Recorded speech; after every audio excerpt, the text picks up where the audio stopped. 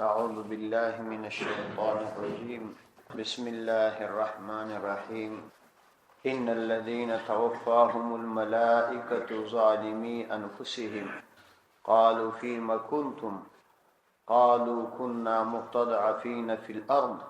قالوا ألم تكن أرض الله واسعة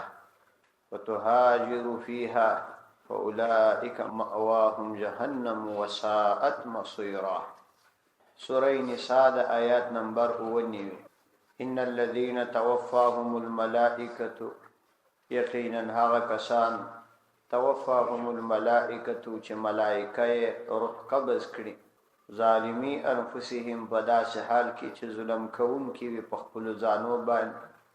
قالو دوی ته وایي فيما كنتم، تاسو په کوم حالت کې واست؟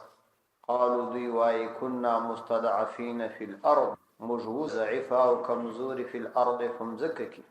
قالوا هوی وای الم تکن ارض الله واسعه، اید الله تعالی مزکه فراخ نو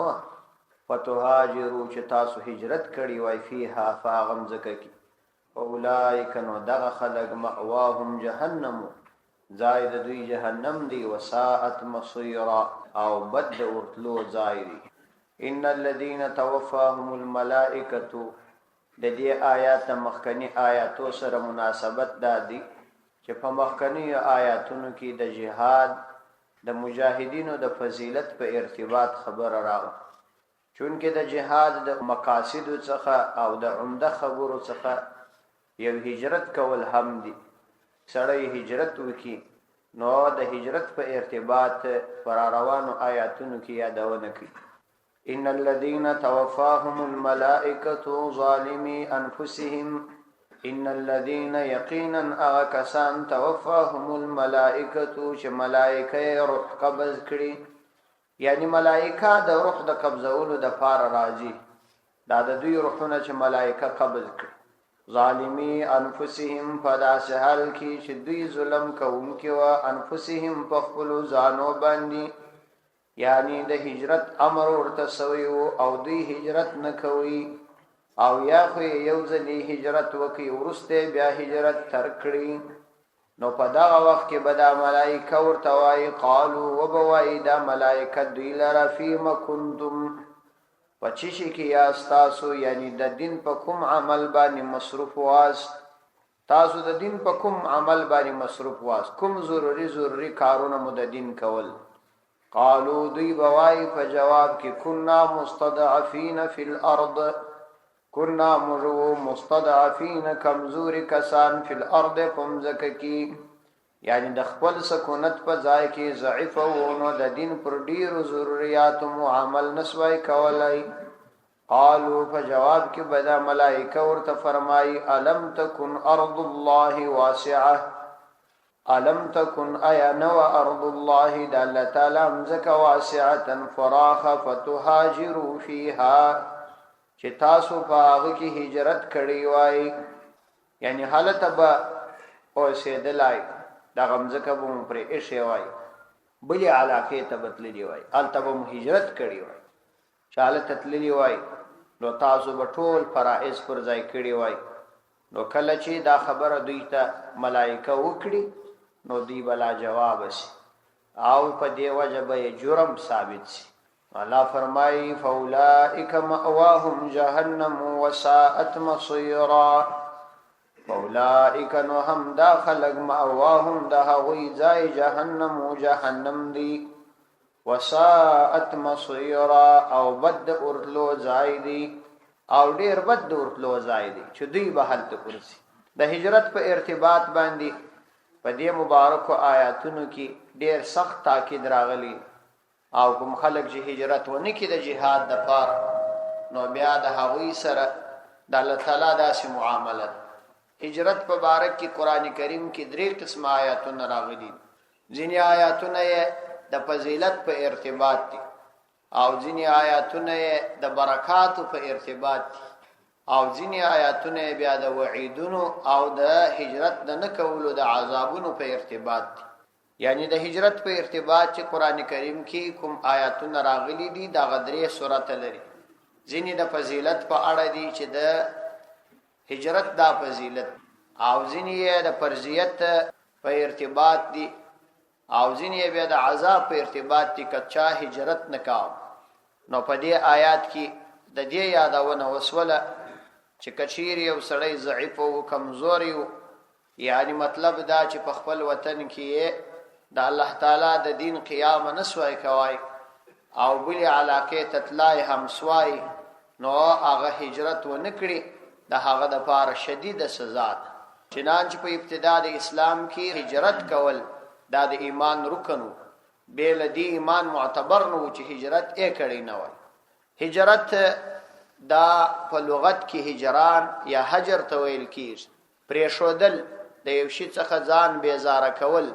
دې ته په لغت کې هجران وای. په دا خپل لغوي معنی په احادیثو کې هجرت استعمال شوی. لکه حدیث کې چې راځي پیغمبر علی السلام فرمایي چې لا يحل لمسلم ان يهجر اخاه فوق 3 ايام، چې یو مسلمان لره دا روان دي چې خپل ورور پریږ دي یعنی خبري وسره ونکي تر 3 ورځې بالا بود. او په اصطلاح د شریعت کې د دارالکفر څخه و دارالاسلام تتلل د دې د پاره چې په خپل دین باندې سړی پاتې سي نو دې ته هجرت ویل کیږي. او یا د اسلام د نور وجوهات په وجه تخپل وطن پریږدي یو داسې وطن ته ولاړ سي چې حالت د اسلام په دین باندې کاملا عمل کېدلای سي نو دې ته هم هجرت ویل کیږي. مثلا په یو علاقه کې ډیر زیات بدعات دي، خلق په بدعات او شرک باندې اخته دي، ته هغه پریږدي او یو داسې علاقه ته هجرت وکړي چې حالت د سنت اتباع ډیر وي نو دام په هجرت کې راځي. چنانچه مولا علی قاری رحمه الله د مشکات په شرح مرقات کې دا خبره لیکلې او دای خپل وایي چې کله ماته الله تعالی توفیق راکړي چې مکه ته ولاړم د هرات دی نو خپل وایي چې الحمدلله الذي اخرجني من دار البدعه الى دار السنه، چې الله عز وجل ته د حمد وي چې زه د بدعت د کور راويستم او د سنت کور ته راوستم. په هرات کې په خوا هم بدعات ډیر و، اوس هم بدعات ډیر دي. خلکو ټول ذهن دا ګرځېدلې دي چې بس پر زیارتونو باندې میلې جوړوي او زیارتونو ته وروځي تفریحات کوي. د زیارت اصل غرض په کامله توګه ختم شوی دی. نو دې ته هم هجرت ویل کیږي. او دا غرانګه کوم څوک د خپل وطن په زور وېستل سو نو دا مهاجر بلل کیږي. لکه الله عز وجل چې سورته حشر کې د مهاجرینو صحابه په ارتباط فرمایي چې الذين اخرجوا من ديارهم واموالهم، هغه کسان چې د خپل وطنونو او مالونو سره ایستل شوي دي نو دا مهاجر بلل کیږي. او د شریعت په اصطلاح کې هغه څوک هم مهاجر بلل کیږي چې ګناهونه پریږدي او د الله تعالی کامل اتباع وکړي. چنانچه حدیث کې راځي پیغمبر علیه السلام فرمایي المهاجر من هجر ما نهى الله عنه ورسوله، چې مهاجر هغه څوک دی چې هغه څه پریښودل چې الله عزوجل او د الله تعالی رسول دی جنې منع کړی بس دا مهاجر. د هجرت د فضیلت په ارتباط په سورته بقره آیات نمبر 38 کې الله تعالی ش تفصیلی یادونه کی. تاسو سورته بقره آیات نمبر 238 راوړئ. ان الذين امنوا والذين هاجروا وجاهدوا في سبيل الله، یقینا هغه کسانو چې ایمان یې راوړی والذین هاجروا او هغه کسانو چې هجرت یې وکړي وجاهدوا فی سبیل الله او د الله تعالی په لار کې جهاد وکړي اولئک یرجون رحمت الله، نو دا خلک چې دي د خپل رب د رحمت امید لري. یعنی چې کله د خپل رب د رحمت امید ودرلودلی نو والله عز وجل غفور رحیم، کامل بخشون کی او کامل مهربان دی. مطلب دا چې د الله تعالی د طرفه د کامل رحمت او د کاملی بخشي وعده د پر هجرت باندې کڅوک هجرت وکي. دا د فضیلت په ارتباط یو آیات. بل آیات په سورته توبه کې دی چې الله عز وجل فرمایي سورته توبه آیات نمبر 60 کې هم د هجرت په برکت باندې او د هجرت پر فضیلت الله تعالی یادونه کوي. سورة توبه آیات نمبر 60 الذين آمنوا وهاجروا، یقینا هغه کسان آمنو چې ایمان راوړي وهاجروا هجرت وکړي وجاهدوا او جهاد وفي في سبيل الله دل تعالی فلارکی باموالهم وانفسهم فخپل مالونو سره فخپل ځانونو سره اعظم درجه عند الله ډیر لوی درجه ده د الله عز وجل په دربار کې ډیر لوی درجه ده واولئک هم الفائزون او هم دا خلق کامیاب خلق دي چې جنت ته داخلي دا د هجرت په ارتباط د هجرت په فضیلت کې دوه آیات او درې آیات داغه د سورۃ النساء سلم نمبر آیات چې موږ ترازو الله تعالی فرمایي و من یهاجر فی سبیل الله یجد فی الارض مراغما او څوک چې هجرت وکړي د خدای په لار کې یجد فی الارض مراغما کثیرا او پیدا کړي مراغما د عزت ځایونه کثیرا ډیر وسعتن او د رزق فراخي د عزت او اظهار دین فراخي به پیدا کی ومن يخرج من بيته مهاجرا او څوک چې د خپل کور د هجرت په نیت باندې ووتی الى الله ورسوله هجرت هم د الله او د الله تعالی د رسول د پاره ثم يدركه الموت بیا مرګ ورته راغلی فقد وقع اجره على الله نو یقینا اجر پر الله تعالی لازمی سو د الله تعالی په فضل باندې نه دا چې پر الله تعالی دا لازمی ده نو الله تعالی هغه ته دا اجر ورکړي ولو کدی د هجرت په دوران کې په لار کې وفات شي او الله تعالی کاملا بخښونکی او مهربان دا د هجرت د فضیلت په ارتباط باندې او دوم هغه آیاتونه دي چې هغه کې الله تعالی د هجرت نه کولو سزا بیان کړي لکه یو آیات چې دغه آیات د مخکې تیر چې چا هجرت نه کړي نو دی کې بیا سزا بیان کړي او بل د هجرت برکات دي چې الله تعالی د هجرت برکات بیانې یو سورۃ نحل کې دی آیات نمبر 1 راواړوي سورۃ نحل په دې کې الله تعالی د هجرت برکات بیانې چې پر هجرت کې دا برکات سورۃ نحل 14 سپاره کې راځي آیات نمبر 1 والذین هاجروا فی الله من بعد ما ظلموا والذین کسان هاجروا چې هغه هجرت کړي وي فی الله د الله تعالی د پاره من بعد ما ظلموا ورسته تر هغه چې پر دوی باندې ظلم کړل سوی لنبوی انهم فی الدنیا حسنه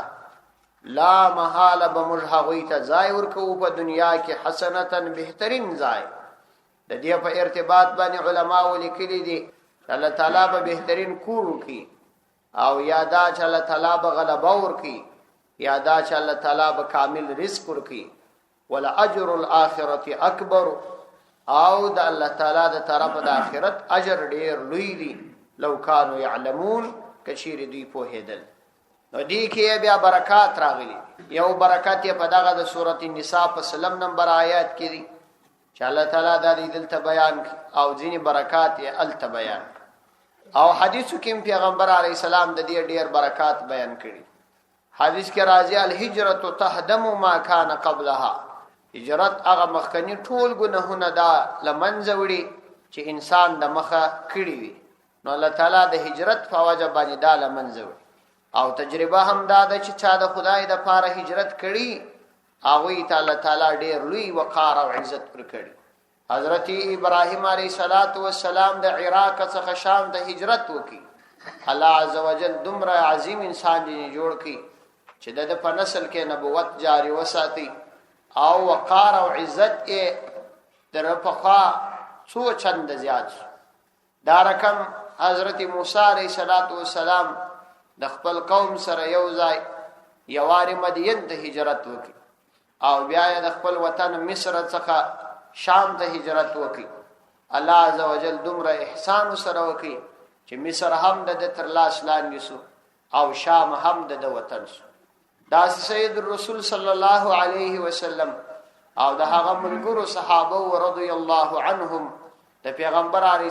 السلام سره هجرت وکي مدینه منوره الله عزوجل دومره زیات ونازول چې د مدینه فضیلت یې پر ټول عالم باندې لوړ کړي او هر یو یې په هر څه کې مالدار په ابتدا د هجرت کې د صحابه کرامو د فقر واقعات منقول دي ورسته د صحابه کرامو د فقر یو واقعا نشته په ابتدا د هجرت کې خو طبعا امتحان وي سختی راځي ورسته الله تعالی په هغوی باندې ډیره زیاته پراخي راوستل. چنانچه صحابه کرامو په خپل اختیار ځانونه فقرا جوړ کړي وو. دا نه چې هغوی مال او دولت نه درلود. هر صحابي په سونو جریب مزکی درلود للی چې په جهاد کې هغوی تعالی په لاس ورکړي. د پیغمبر علیه الصلاۃ والسلام هم خپل دغه فقر اختیاري وو، یعنی د خپل دانه خوشول چې مال جمع کړي، کنه هغوی ته د بیت المال او د غنیمت ډیر اموال په لاس ورغلي. نو ټول صحابه کرامو زندگی دا. حضرت ابو هريره رضی الله عنه خپل قصه کوي. یو ځای د یو ولایت والی نو وايي ای ابو هريره ورته داسې وخت راغلی چې غلام وي او د دې لپاره به خلکو د قافلو سره استولې پر شو به دې سره ځغستل، کوم ځای یو قافله ودرېږي ته لرګي ورته راجمع کړي چې د هغوی ضرورت ورپوره کړي.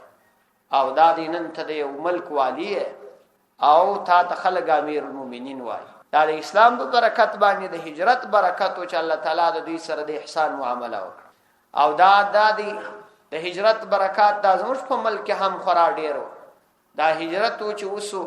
د خلکو اقتصاد فراخ سو. په اقتصادي حالت تاسو نو برابر یو 4-5 محدود کسان په ټوله شهر کې څه سرمایه درلود لله، نور ټول خلک غریبان. د هجرت په برکت باندې الله تعالی تقریبا اکثر خلکو تخپل سرایونه ورکړي. په خوا دا سینه و چا سرایونه نه درلود. د هجرت په برکت یې دنیا ولیدل، مختلفو ملکونو ته سفرونه وکړ. د هجرت په برکت یې الله عزوجل دشمن مات کړي چې هغه روسانو او دا دی الله عزوجل د وسنی مجاهدینو د هجرت په برکت د لوی کافر امریکا مات کړه ادي بلاړه. نو داسې د هجرت په برکت علما پکښ پیدا سو، حفاظ پکښ پیدا سو، قرا پکښ پیدا سو، مدارس پکښ جوړ شوه، علمي سطح لوړ سو. یوازې دینی تعلیمات نه بلکې عصري تعلیمات هم په کامله توګه باندې مخ ته ولاړ. دا ټول د هجرت برکت وو. نو هجرتونو کې خیر وی برکت وی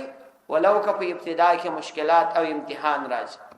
حضرت مولانا مفتی شفیع صاحب رحمت الله علیه لیکلی دي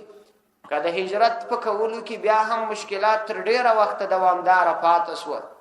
وای دا کس چې په دې پوسی چې یا په هجرت کې نیت خراب دي او یا لا تر اوسه د الله تعالی د امتحان دوره پای ته نه رسیدلې د بندگانو چې امتحان ور باندې شروع دي. لیکن هو دا ضروری ده چې د هجرت په کولو کې باندې ته خدای د رضا د پاره صرف د الله تعالی د کلمې د بلندۍ غرض بوي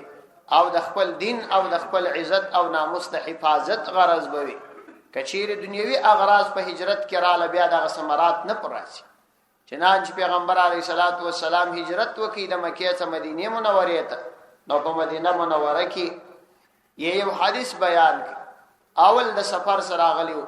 دا حدیث امام بخاری او امام مسلم او مشکات په شروع کې را نقل کړي. حتی امام بخاری د خپل کتاب د شروع کېدو څخه مخکې اول دواره دا حدیث راوړي او بیا ورسته اول باب یې. علما وايي امام بخاری رحمه الله دا حدیث د همدې د لپاره په شروع کې راوړي دي چې طالب العلم ته دا فکر پیدا کړي چې ستاسو دین په خدمت کې نیت یوازې د الله تعالی د لپاره. پیغمبر علیه الصلاۃ والسلام فرمایي انما الاعمال بالنیات، یقینا ټول اعمال تر نیت اړه لري. وانما لامرئ ما نوى، او یقینا د انسان د لپاره هغه څه چې د نیت کړي. فمن كانت هجرته الى الله ورسوله فهجرته الى الله ورسوله. کچا د الله تعالی د لپاره هجرت کړي او د الله تعالی د رسول د لپاره کړي نو یقینا د هجرت د الله تعالی او د الله تعالی د رسول د لپاره. ومن كانت هجرته للدنيا يصيبها او امرأة ينكحها، او کې هجرت د دې د لپاره کړي چې دنیا حاصله کی او یا کوم شذ په نکاح کړي فهجرته الى ما هاجر الیه. نو د هجرت د هغه څه د لپاره دی چې دغه د لپاره هجرت کړي. دا حدیث امام بخاری او امام مسلم رحمت الله علیهما دواړو را نقل کړي. نو هجرت انتهایی زیات برکات لري او پر نه کولو باندې سزا ده. خدا په هغه صورت کې سړی د هجرت د کولو په وخت کې خپل دین او خپل عزت او ناموس ساتلی شي. کچیر په کوم ملک د دا ټول څه کولای شوی بیا هجرت پر د باندې لازمي نه دی. الا المستضعفين من الرجال والنساء. الله تعالی فرمای الا المستضعفين مگر نزعف کسان من الرجال د سړیو څخه والنساء د شذ څخه والولدان د کوچنیانو څخه لا یستطيعون حیلة ولا يهتدون سبیلا چاوی طاقت نلري حیلة د تدبیر ولا يهتدون او نفیدا کوي سبیلا لارا یعنی هغه کسان چې هغه یقیني ضعیف وي لکه بعض خلک چې هغه بندیان و او یا شذ او ماشومان چې هغه نه تدبیر پیدا کولای شي چې یو تدبیر او ترتیب جوړ کې ولار سي هجرت وکي او نه لار ورته معلومیږي نو دغه کسان بیا د دې عذاب معاف دي الا المستضعفين من الرجال مگر نه کسان چې کمزوري وي من الرجال د ضعیف نارینه څخه والنساء د شذ څخه والولدان د ماشومان څخه چې په واقع کې هم لا یستطيعون حیله چاوی طاقت نلري حیله د تدبیر یعنی تدبیر او لار نسی پیدا کولای ولا يهتدون سبیلا او نفیدا کوي سبیلا لارا دا خلق بیا معاف دي اولئک عسى الله ان يعفو عنهم وكان الله عفوا غفورا فاولئک ندغ خلق عسى الله قریب د چې الله عز وجل به ان يعفو عنهم دوی لره معافي وکړي وکانه الله عفوا غفورا او دا معافي کول الله تعالی تګران کار نه دی ځکه چې الله تعالی کامل معافي کوونکی دی او کامل بخښ کوونکی دی ومن يهاجر في سبيل الله او څوک چې د الله تعالی په لار کې هجرت وکړي د دین په خاطر یجد فی الارض مراغما كثيرا نو پیدا بکی هغه فی الارض فمزکه کې مراغم په معنا د مذهب دی ځایونه د وسیدلو او ځایونه د انتقال مراغمن د وسیدلو ځایونه د انتقال ځایونه کثیرا ډیر وسعتنا فراخی یعنی د مال فراخی د اسلام د دین د اظهار فراخی ځکه چې الله عزوجل فرمایي دا زموږ قانون دی او دا قاعده ده نو کچی دا ځای ته ورسېدي او بیا په دنیا کې هم د دې سفر او اظهار وکي الله تعالی به داغه د پاره یقیني وضاحت او اظهار راولي او که په دنیا کې داغه د پاره پر اخره نغلل او د انتقال ځایونه پیدا نکړه نو د آخرت کامیابی خو خامخا یقیني او ضروری ومن يخرج من بيته او څوک چې ووتی من بيته د خپل کور څخه مهاجرن فداس حال کې چې هجرت کوونکی وی ل الله ورسوله د الله تعالی طرف ته ورسوله د الله تعالی د رسول طرف ته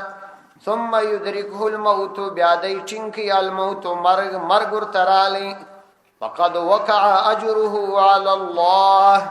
نو یقینا واقع اجره اجر على الله فر الله عز وجل باندې یعنی دا چې د قصد کړي و د هجرت خو هغه قصد حاصل نسو داغه د مخ کې مرګ ورترالی فقد وقع اجره على الله یقینا واقع اجره د اجر على الله فالله عز وجل باندې چې د کوم شی وعده الله تعالی کړي واغه به کامل ورکي ګوري علا د پاره د الزام دی یعنی الله تعالی د اجر پر خپل ځان باندې لازم کړی دی دا نه چې د طرف پر الله تعالی دا لازمه ده دا الله تعالی په خپل فضل او کرم پر ځان لازم کړي ګډیو چا پور چې پر چا لازم یې خامخای ورکي الله تعالی وای د اسید دغه سړي اجر پر ما باندې پور دی زې ورکو د دې آیات په شان نزول کې علماو د حضرت خالد ابن حزام رضی الله عنه واقعا را نقل کړي چې دا صحابي د مکه مکرمه څخه حبشه ته هجرت کړیو پر لارې باندې مارو خړی او په لار کې په شهادت باندې ورسېدي نو دا د خالد ابن حزام په ارتباط نازل شوی دی حکم عام دی تر قیامت پورې چې هر څوک د خدای د دین لپاره هجرت وکي او په لار کې مرګ ورته راشي نو دا ثواب به حاصلي وکان الله غفورا رحیما او دی الله عز وجل پر بخښونکی رحیما پر مهربان صدق الله